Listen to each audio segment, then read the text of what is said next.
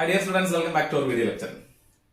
നമ്മൾ ലാസ്റ്റ് സെഷനിൽ അഡിനോ ഹൈപ്പോഫൈസിസിന്റെ സെക്രീഷൻസ് എല്ലാം കംപ്ലീറ്റ് ചെയ്തിരുന്നു. ഈ സെഷൻ നമ്മൾ ഇനി പഠിക്കാൻ പോവാണ് ന്യൂറോ ഹൈപ്പോഫൈസിസിന്റെ ഫംഗ്ഷൻ ആണ് neuro hypophysis or pars nervosa. Neuro hypophysis or pars nervosa എന്താണ് ഇതിന്റെ function? There is no secretion from this neuro hypophysis. Secretion അല്ല, there is no synthesis of hormones from neuro hypophysis. Neuro ഹൈപ്പോഫൈസിസിൽ hormones ഒന്നും synthesize ചെയ്യപ്പെടില്ല. പിന്നെ എന്താണ് ഇതിന്റെ function? It store and release to hormone synthesised by hypothalamus.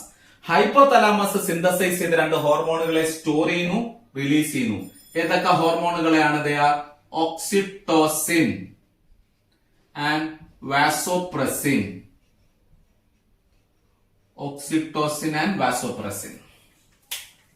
See, oxytocin and vasopressin. ഇതിന്റെ രണ്ടിന്റെ പ്രത്യേകത, these two hormones are nonapeptide hormones having 9 amino acid. ഈ oxytocin vasopressin 9 അല്ലെങ്കിൽ 9 അമിനോ ആസിഡ് വീതമാണ് കാണപ്പെടുന്നത്. So they are called as nonapeptide hormone. അതിൽ first ഒന്ന് നമുക്ക് ഓക്സിറ്റോസിന്റെ ഫംഗ്ഷൻ പഠിക്കാം.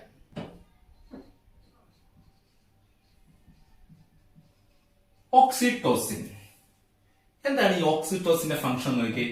It stimulate contractions of our smooth muscle. Smooth muscle contraction ആണ് ഫംഗ്ഷൻ, both in male and female. Male ആണെങ്കിലും ഫീമെയിൽ ആണെങ്കിലും ഇതിന്റെ ഫംഗ്ഷൻ എന്താണ്? It stimulate the contraction of our smooth muscle, നമ്മുടെ smooth muscle, both in male and female. ഇനി then in female, ഇതിന് കുറച്ച് ഫംഗ്ഷൻ ഇവിടെ സ്പെഷ്യലൈസ് ചെയ്ത് പറയുന്നുണ്ട്.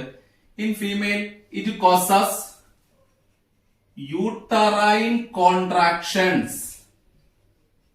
It stimulates uterine contraction for maturation or childbirth. Uterine contraction എന്ന് പറഞ്ഞാൽ stimulate the contraction of smooth muscles of uterine wall. Uterine വാളിലുള്ള smooth മസിൽസിനെ കോൺട്രാക്ട് ചെയ്യുന്നതിലൂടെ ഇത് പാർച്ചുറേഷൻ അല്ലെങ്കിൽ ചൈൽഡ് ബർത്തിനെ സഹായിക്കുന്നു. Another function, it causes milk ejection. Milk ഇജക്ഷന് സഹായിക്കുന്നു. ഇതിപ്പോൾ മാമറി ഗ്ലാൻഡ് എടുത്താൽ, മാമറി ഗ്ലാൻഡിൽ മിൽക്ക് സെക്രിയേറ്റ് ചെയ്യുന്നത് മാമറി ആൽവിയോളകളിലാണ് മിൽക്ക് സെക്രിയേറ്റ് ചെയ്യുന്നത്. മാമറി ഗ്ലാൻഡിന്റെ മാമറി ആൽവിയോളകളിലാണ് മിൽക്ക് സെക്രിയേറ്റ് ചെയ്യുകയും സിന്തസൈസ് ചെയ്യുകയും ചെയ്യുക. അപ്പൊ ഈ ആൽവിയോള ആണെങ്കിൽ ഈ ആൽവിയോളയെ സറൗണ്ട് ചെയ്തുകൊണ്ട് ഒരു സ്പെഷ്യലൈസ്ഡ് എപ്പിത്തീലിയൽ ടിഷ്യൂ കാണപ്പെടുന്നുണ്ട്. There are some specialized epithelial tissue which surround the mammary alveoli. Alveoli of mammary gland. See, milk synthesis and storage takes place here. The milk gets stored here. Milk synthesis and storage takes place in alveoli. Milk synthesis and storage takes place in alveoli. Alveoli milk synthesis and storage നടന്നിരിക്കുകയാണ്. ഇനി alveolus surround ചെയ്യുന്ന tissue. These alveolus are surrounded by the tissue called as myoepithelium. It's a specialized or modified epithelial tissue, myoepithelium. Alveoli surround ഇത് myoepithelium കാണപ്പെടും. See, എങ്ങനെയാണ് ഈ action നമുക്ക് നോക്കാം. First signal is sucking of baby. Stimulate maternal hypothalamus. അപ്പൊ sucking എന്തിനെ stimulate ചെയ്യുന്നു? Maternal ഹൈപ്പോതലാമസിനെ stimulate ചെയ്യുന്നു. Then hypothalamus send neural signal to the posterior pituitary gland. Hypothalamus send a neural signal to the posterior pituitary gland. Posterior pituitary glandലേക്ക് ഒരു neural signal കൊടുക്കുന്നു. Then that posterior pituitary gland start releasing oxytocin. Posterior pituitary gland അപ്പൊ എന്തിനെ release ചെയ്യാൻ തുടങ്ങും? Oxytocin. This oxytocin causes a contraction. Oxytocin causes the contraction of myoepithelium of mammary gland. മയോഎപ്പിത്തീലിയത്തെ contract ചെയ്യും. ഈ myoepithelium contract ചെയ്യുമ്പോൾ milk eject ചെയ്യും. causes milk ejection. Thereby oxytocin causes milk ejection. അതാണ് ഓക്സിറ്റോസിന്റെ function. It is also called as love hormone. Love hormone എന്ന് അറിയപ്പെടുന്നതും oxytocin ആണ്. Oxytocin is also called as love hormone. These are the functions of oxytocin. Next നമുക്ക് പഠിക്കേണ്ടത് ADHന്റെ function ആണ്. ADH, anti diuretic hormone or vasopressin. ADH or anti-diuretic hormone or vasopressin.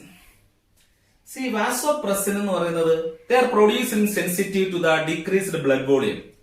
ബ്ലഡിന്റെ volume കുറയുമ്പോൾ when blood volume decreases or when water content in blood decreases, ബ്ലഡിലെ water content അല്ലെങ്കിൽ body ഫ്ലൂയിഡിലെ water content കുറയുമ്പോഴാണ് ADH secrete ചെയ്യുക.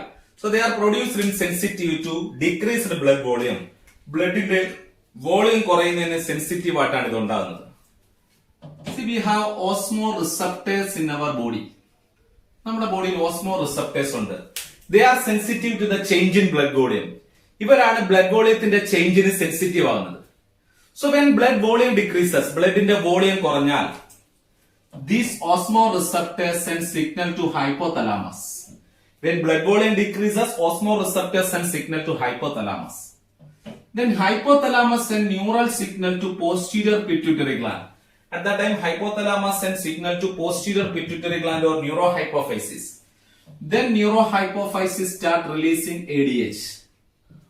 അപ്പോൾ ബ്ലഡിന്റെ volume കുറഞ്ഞാൽ, അതായത് ബ്ലഡിലെ water കുറയുമ്പോഴാണ് ADH secrete ചെയ്യുന്നത്. അപ്പൊ ബ്ലഡിൽ വാട്ടർ കുറയുമ്പോൾ ADH ഉണ്ടാവും. What happened? This ADH act on DCT and collecting duct of renal tubule. നമ്മുടെ കിഡ്നിയിലെ റീനൽ ട്യൂബ്യൂൾ ആയിട്ടുള്ള ഡിസ്റ്റൽ കൺവല്യൂട്ടഡ് ട്യൂബ്യൂളും കളക്ടിംഗ് ഡക്റ്റിലും ആക്ട് ചെയ്യും. It act on DCT and collecting duct of kidney. Then increases reabsorption. Increases reabsorption of water, reabsorption of sodium, thereby prevent diuresis. Thereby prevent diuresis. അതിലൂടെ എന്തിനെ prevent ചെയ്യുന്നു? Diuresis means loss of water through urine. Diuresis. Thereby to prevent diuresis, hence it is called as anti-diuretic hormone. അപ്പൊ നമ്മുടെ ബ്ലഡിൽ water കുറയുമ്പോഴാണ് ADH വരുന്നത്. ADH കിഡ്നിയിൽ പോയി വാട്ടറിനെ reabsorb ചെയ്യും, ബ്ലഡിന്റെ volume കൂടും. സോ അതിനുവേണ്ടി മെയിൻറ്റെയിൻ ചെയ്യാൻ സഹായിക്കുന്ന ഹോർമോൺ. സോ നമ്മളൊരു സമ്മർ സീസൺ ആകുമ്പോൾ സ്വെറ്റിംഗിന്റെ റേറ്റ് കൂടുന്നു. So in summer season, rate of sweating increases. Large amount of water from the blood are released as sweat. നമ്മുടെ ബ്ലഡിലെ വാട്ടർ ആണ് സ്വെറ്റ് ആയി റിലീസ് ചെയ്യുന്നത്. What will happen? Blood volume decreases. ADH is secreted. ADH increases the reabsorption of water from renal tubule and prevent diuresis. അത് നമുക്ക് summer സീസണിൽ sweating കൂടുതലാണ്, urine output കുറയുന്നത്. Whereas in rainy season, sweating ഇല്ല, ബ്ലഡിൽ water excess ആണ്. So ADH അവിടെ absent ആയിരിക്കും. ADH ആബ്സെന്റ് ആണെങ്കിൽ വാട്ടറിനെ അവിടെ റീഅബ്സോർബ് ചെയ്യില്ല, ഡൈലൂട്ട് ആയിട്ട് യൂറിൻ, ലാർജ് എമൗണ്ട് യൂറിൻ പൊക്കോണ്ടിരിക്കും. അതായത് നമുക്ക് റെയിനി സീസണിൽ മിക്ചുറേഷന്റെ റേറ്റ് കൂടുന്നതാണ്, യൂറിൻ ഔട്ട്പുട്ട് കൂടും. സോ നമ്മൾ when we drink plenty of water, what happened to the ADH level in blood? നമ്മൾ plenty of water ഡ്രിങ്ക് ചെയ്താൽ ബ്ലഡിൽ വാട്ടർ സഫീഷ്യന്റ് ആയിരിക്കും. There will be no ADH secretion. അപ്പോഴേക്ക് ADH ബ്ലഡിലേക്ക് secrete ചെയ്യില്ല. അപ്പൊ ADH is produced in sensitive to low water content in blood. അതിനാണ് ADH anti diuretic hormone എന്ന് പറയുന്നത്. എന്നാൽ ഈ ADH ഡെഫിഷ്യന്റ് ആണെങ്കിൽ, deficiency of ADH leads to excess water output through the urine. Excess water output through the urine are called as diabetes insipidus. Deficiency of ADH leads to excess loss of water through the urine called as diabetes insipidus. Then ഇതിന് മറ്റൊരു പേരും കൂടെ ഉണ്ട്, vasopressin. Why it is called as vasopressin? Because it has vasoconstrictory role. ADH is a vasoconstrictor. That's vasopressin. Vaso means blood vessels. Vasoconstrictor എന്ന് പറഞ്ഞാൽ it constrict blood vessel. ഇത് blood vessels നെ constrict ചെയ്യുന്നു. Thereby to regulate renal function. And blood pressure. Vasoconstrictor attack ചെയ്യുന്നു. Blood vessels നെ constrict ചെയ്യുന്നതിലൂടെ it regulate renal function and blood pressure. These are the functions of oxytocin and vasopressin, synthesized by hypothalamus, stored and released by neurohypophysis or posterior pituitary gland. അപ്പൊ ഇത്രയായപ്പോൾ നമ്മൾ ഈ session കൂടെ ആയപ്പോൾ pituitary ഗ്ലാൻഡിന്റെ portion complete ചെയ്തിരിക്കുകയാണ്. Okay അല്ലേ? So thank you for watching me. Bye, see U.